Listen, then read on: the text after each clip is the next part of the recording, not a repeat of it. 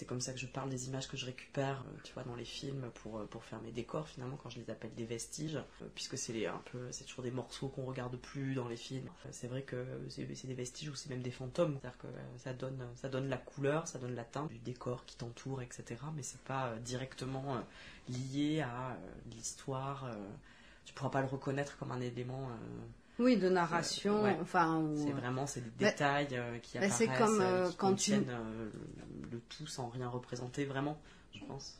Mais quand par exemple tu utilises aussi les sous-titres ou les traductions en plus des fois approximatives où on entend grincement ou genre des petits bruits, là aussi c'est que tu viens révéler ce qu'on voit pas, on l'entend mais là ça devient écrit, donc c'est comme si à un moment donné il y avait une espèce de prélèvement. Alors moi je trouve en plus assez drôle que tu détournes là aussi comme dans ta pratique où tu détournes aussi des images filmiques, où tu détournes même le réel avec tes installations, le décor dans le décor, qu'est-ce qu'on rejoue. Au départ, ces prélèvements, c'est effectivement écouter des passages de films et essayer de les retranscrire, et donc du coup de retranscrire les mimiques de voix, les choses qui fonctionnent pas, et de trouver des onomatopées aussi pour retranscrire les sons, etc. Et puis par moment de laisser tomber l'idée de l'onomatopée et de juste décrire le son.